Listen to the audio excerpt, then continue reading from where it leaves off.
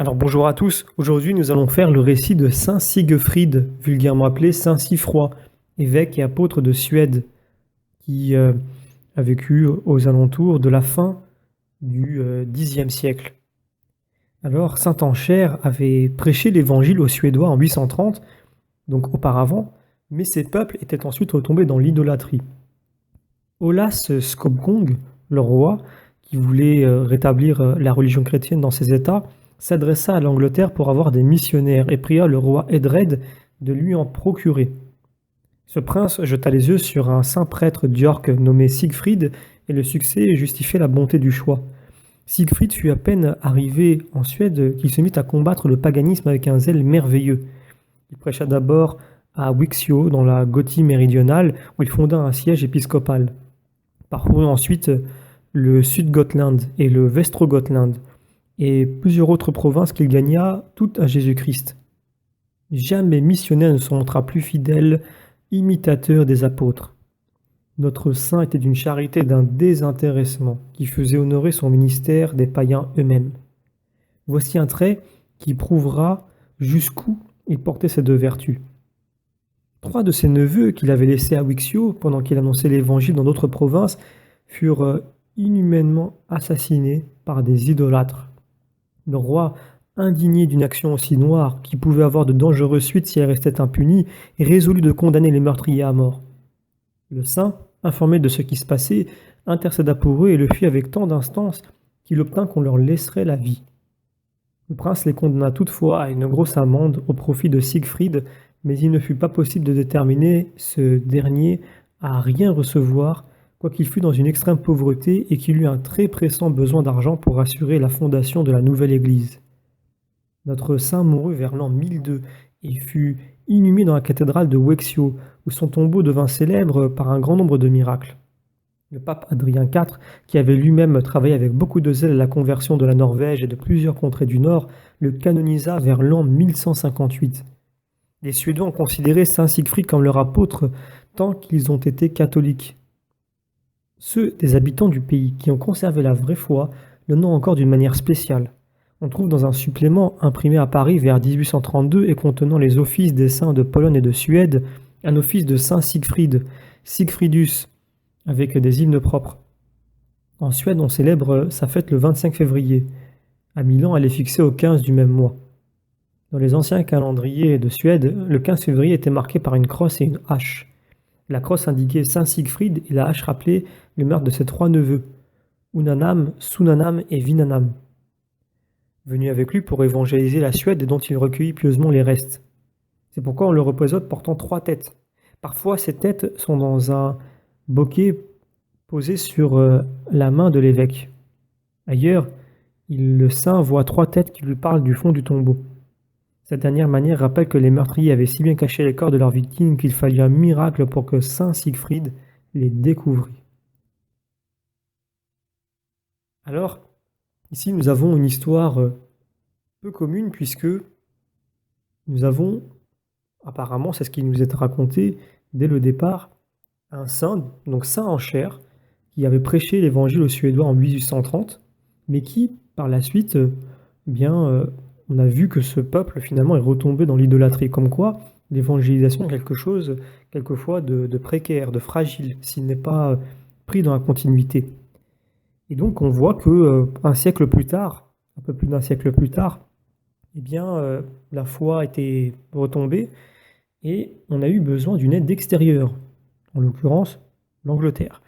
Donc on voit que la Suède s'est adressée à l'Angleterre pour envoyer des missionnaires, pour les aider à évangéliser de nouveau une contrée paganisée, justement une contrée qui avait pas seulement perdu la foi, mais qui en plus était tombée dans des vices et dans des pratiques qui sont propres à l'homme détaché de Dieu. Alors, est-ce qu'aujourd'hui, ça c'est la première question que nous pouvons nous poser, est-ce qu'en France, donc je parle pour la France, mais c'est le cas d'autres pays aussi, nous ne sommes pas en train de faire un peu la même chose? Quand on voit l'état de la foi, surtout dans les années 70, 80, alors est-ce que maintenant c'est encore le cas? Eh bien, il faudrait se renseigner pour ne pas dire de bêtises, mais il y a quand même par rapport à ce qu'était la France à une certaine époque, un manque de foi. Alors il nous arrive aussi quand il y a un manque de foi, d'avoir une certaine crise des vocations et on a ce qu'on mérite au final, hein. Si, la France a tant voulu se séparer de Dieu, on voit les résultats aujourd'hui, les fruits pourris et bien, forcément, là où on ne veut pas Dieu, Dieu respecte et Dieu s'en va. Il peut donc, y avoir une grâce qui était présente et qui a été enlevée. Pendant ce temps-là, nous vivons ce moment de désert, comme ce fut le cas pour le peuple d'Israël en Égypte, le peuple hébreu à ce moment-là. Eh bien, est-ce qu'aujourd'hui nous ne vivons pas cela en France? Nous ne goûtons pas notre misère et est-ce que nous ne sommes pas en train d'appeler, à l'aide un petit peu ailleurs, dans certains pays pour faire venir, des prêtres, des religieux et cetera? Moi, j'ai déjà eu l'occasion de voir dans certains diocèses, dans certaines paroisses, des prêtres africains. Donc venir directement d'Afrique pour venir, suppléer ici, aider les prêtres en France. Alors, est-ce que, nous ne sommes pas aujourd'hui dans cette situation de grande idolâtrie, de grand paganisme, où nous avons un besoin accru d'être aidés, voire extérieurement, donc en dehors de la France, de recevoir des aides de la part, de prêtres ou de religieuses pour venir ramener, mettre un petit coup de fouet dans la foi? Eh bien, peut-être. C'est une question qui peut être posée. En tout cas, ce que l'on peut tirer comme, enseignement, c'est que rien n'est acquis. Rien n'est acquis dans l'évangélisation et il ne faut pas prendre cela comme, comme quelque chose qui, durera une fois qu'elle est présente. Il faut aussi se rappeler que si, la foi naît, c'est parce que Dieu donne la foi. Donc, ce n'est pas grâce à nous ou grâce à celui qui évangélise que la foi renaît. Il n'est simplement qu'un instrument, dans les mains du Seigneur. Il faut le comprendre parce que cet état d'esprit humble nous permettra justement d'œuvrer au nom du Seigneur. Parce que si on veut œuvrer selon nos forces, avec notre intelligence propre et nos capacités propres, d'une certaine façon, on se détache de Dieu et on pense que par nos propres moyens, nous sommes capables de ramener la foi. Il faudrait être fou pour dire cela, puisque l'homme pourrait remuer ciel et terre et utiliser toute sa force, toute son intelligence. Il ne pourra jamais forcer une chose aussi spirituelle que la foi de naître chez l'homme si Dieu ne le veut pas. Et donc, qu'est-ce qu'il faut faire? Il faut se dire, quelle est la volonté de Dieu pour moi? Qu'est-ce que Dieu attend de moi? Et ainsi, marcher dans cette voie-là et Dieu agira, vivra en moi. Dieu aura une action en moi qui sera bénéfique, à la fois pour moi, mais aussi pour ceux qui m'entourent. Encore plus dans les lieux de haut paganisme, on dirait. Puisqu'aujourd'hui, parler de paganisme est bien peu. On se moque de nos ancêtres, on se moque de ceux qui étaient soi-disant païens, mais beaucoup d'entre eux avaient de grandes volontés, une bonne volonté. Et on parle souvent de paganisme, on utilise ce terme un petit peu à tort et à mauvais escient pour parler de ceux qui avaient des pratiques qui n'étaient pas celles que Dieu attendait. Mais on ne peut pas juger les intentions de ces personnes-là puisqu'elles n'avaient pas encore reçu les révélations. Donc je parle avant la venue du Christ. On a souvent l'habitude de parler d'eux de façon péjorative. On dit les païens, etc. Aujourd'hui, la révélation du Christ est passée. Il y a eu 2000 ans d'église et pourtant il y a encore des gens qui, le matin, lisent l'horoscope. Il y a encore des gens qui pensent qu'il y a des superstitions, des chiffres qui portent bonheur, des chiffres qui portent malheur, des gestes à faire ou à ne pas faire, sinon le malheur nous tomberait dessus. Il y a encore certains qui cherchent aussi voilà, à pratiquer des, des- des disciplines qui n'ont rien à voir avec la foi chrétienne et qui pourtant se disent chrétiennes. Je peux penser par exemple à l'astrologie ou à des choses encore plus graves qui peuvent avoir un rapport encore plus fort à l'occultisme, à l'ésotérisme, etc. Mais quelquefois c'est tellement bien déguisé avec de bonnes intentions. On dit le diable, l'enfer est pavé de bonnes intentions, que les gens ne le voient pas. Et donc, quelquefois, c'est un paganisme qui n'est même pas conscient. Et quand il l'est, euh, plus ou moins conscient, ou quand il l'est parce qu'on n'est pas du tout croyant, il est beaucoup plus fort, quelquefois, que le paganisme duquel nous nous moquons quelquefois, qui jadis était présent il y a 3, 4, 5 000 ans, etc.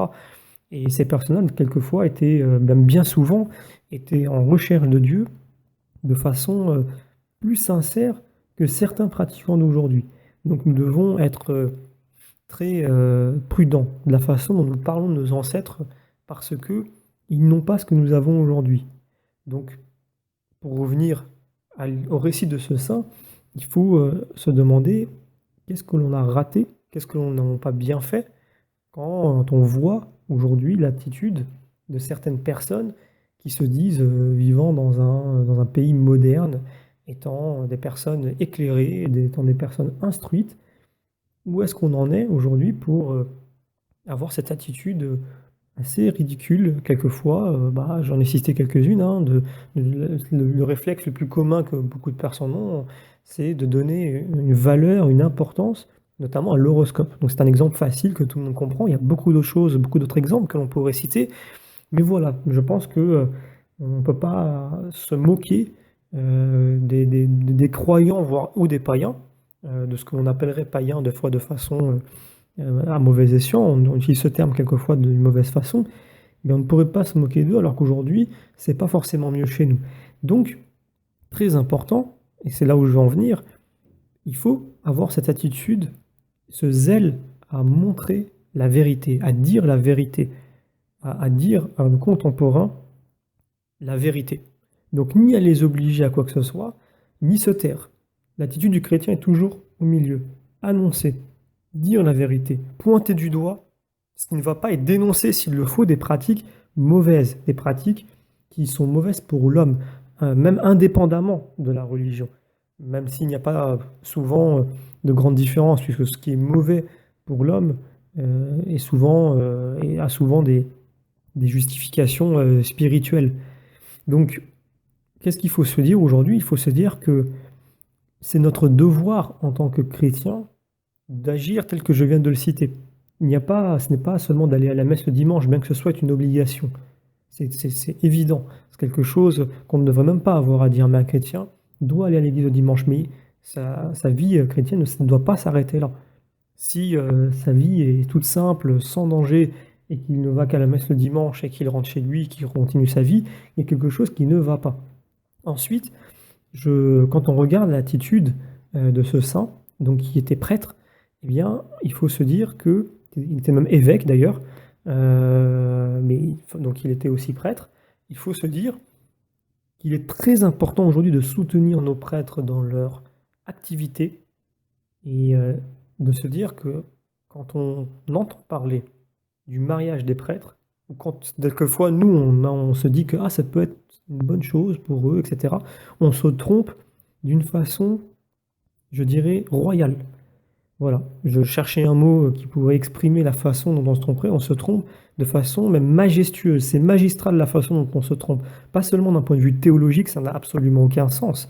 Mais aujourd'hui, se dire qu'un prêtre aurait le temps de mener une vie de famille et en même temps d'être prêtre, c'est absolument ridicule. C'est même vouloir, de façon consciente ou inconsciente, la fin de l'Église. Si nos prêtres ne sont plus capables de se donner complètement, sans réserve, à chacun d'entre nous, et à leur mission, ils ne sont plus capables de faire ce à quoi ils sont appelés, et s'il n'y a plus de prêtres, eh bien il n'y a plus d'église d'une certaine façon, même si l'église ne se résume pas aux prêtres. Mais aujourd'hui, quand on voit à quel point ils sont demandés, à quel point ils peuvent être peu nombreux par rapport aux besoins qui existent, dire qu'un prêtre peut tout à fait mener une vie de famille, c'est absolument... euh, ça n'a aucun sens. C'est insensé. Quand on comprend ça, pourquoi je dis ça? Puisque l'on voit ici à quel point ce prêtre a dû donner de sa personne et même perdre, jusqu'à perdre des proches pour pouvoir faire sa mission. Il n'est pas possible d'avancer vers le Christ et d'agir pour Dieu en vue du bien du prochain si nous ne sommes pas complètement détachés de ce monde. Et comment faire pour se détacher comme nous sommes attachés et rattachés à une famille et à des enfants? C'est impossible. Une fois, un prêtre sur une radio, un prêtre parisien, avait indiqué que quand il s'est retrouvé un jour face à un malade, qui lui a demandé, voilà, vous êtes prêtre, alors j'essaie de me souvenir à peu près la question, mais plus ou moins, comment vous acceptez le célibat? Comment vous vivez le célibat? Est-ce que pour vous, c'est quelque chose de juste? C'était à peu près la question du patient. Et ce prêtre lui répond, moi, ce que j'aime dans le célibat et ce qui est absolument important, c'est que quand je suis en face de vous, quand je suis en face d'une personne qui est malade, qui ne va pas bien, qui est seul. La seule personne qui est dans mon cœur à ce moment-là, c'est cette personne et personne d'autre. Et il peut en être certain. Alors, je ne sais plus si c'est un patient qui lui pose la question ou si c'est une radio qui lui pose la question et il donne l'exemple du patient en disant, voilà, quand je suis face à ce patient, eh bien, il est seul dans mon cœur. Il n'y a personne d'autre, ni une femme, ni des enfants. Le fait de pouvoir se donner, le fait de pouvoir donner sa vie pour son prochain, il y a une grande joie à y trouver, de la même façon que pour un père de famille, il y a une grande joie à trouver à se donner pleinement à sa femme et à consacrer sa vie donc à sa famille tout entière. Il y a une grande joie dans les deux. Il n'y a pas de contradiction à amener ou il n'y a pas un mélange des genres à faire. Ce sont deux voies différentes qui amènent toutes deux de très bons fruits. Et il faut respecter ces deux voies-là et ne pas les mélanger, sinon c'est le grand tohu-bohu, c'est le brouhaha, comme on dirait de façon vulgaire, c'est le bordel. Je le dis, je fais exprès de le dire comme ça parce qu'aujourd'hui, ce sujet revient assez souvent. Moi, personnellement, il me gêne énormément, puisqu'on est dans l'ère du temps plutôt que d'être dans une logique théologique ou dans une logique de terrain, de réalité. Et ceux qui sont pour cela ne se rendent pas compte à quel point ils se trompent. J'espère qu'avec les quelques exemples que j'ai donnés, ils s'en rendent un minimum compte. Voilà, donc il faut, c'est ce que nous demanderons aujourd'hui à Saint Siegfried, c'est d'intercéder pour nous, pour que nous n'oublions pas que nous sommes tous des missionnaires. En tant que baptisés, nous sommes tous appelés à annoncer l'Évangile, nous sommes tous appelés à avoir un courage, donc le courage d'annoncer et de dénoncer, mais il faut aussi avoir ce désir du don de soi. C'est très important, se donner pour autrui. Donc pour le prêtre, c'est de se donner complètement à Dieu et de se mettre au service du prochain. Pour le chrétien, qui peut être appelé à devenir père ou à devenir mère, eh bien, c'est de se donner pour sa famille, pour ses enfants, mais également aussi pour ses proches, sont aussi son prochain. Mais des prochains, ça commence par sa propre paroisse, son propre clocher. Puis après, si on peut l'étendre, on l'étend. Mais l'idée, c'est de ne pas avoir cette image que certaines personnes ont, de se dire, bah, soit on va à la messe le dimanche et c'est tout, soit on se donne complètement et là on va en mission au fin fond de l'Asie, au fin fond de l'Afrique, etc. Non, c'est pas l'un ou l'autre. Il peut y avoir tout à fait un milieu qui dépend du temps, de la disponibilité et de l'appel de la personne, ce que Dieu attend de cette personne-là. Et agir, d'être enraciné dans sa paroisse n'est pas moins important, ce n'est pas moins glorifiant, entre guillemets, que d'aller en mission en Asie ou en Afrique. Tout chrétien est appelé à la mission. Elle peut être tout à fait locale et avoir une immense valeur, comme elle peut être d'aller loin et d'avoir la même valeur. Mais il faut garder à l'esprit que le choix de la mission, le choix d'annoncer l'évangile, eh ben, ce n'est pas un choix. C'est quelque chose qui est de façon standard programmé pour chaque chrétien. Alors nous pouvons demander l'intercession de Saint Siegfried afin que afin que nous obtenions du Seigneur d'avoir ce zèle missionnaire, ce zèle pour la vérité, aussi ce désir du don.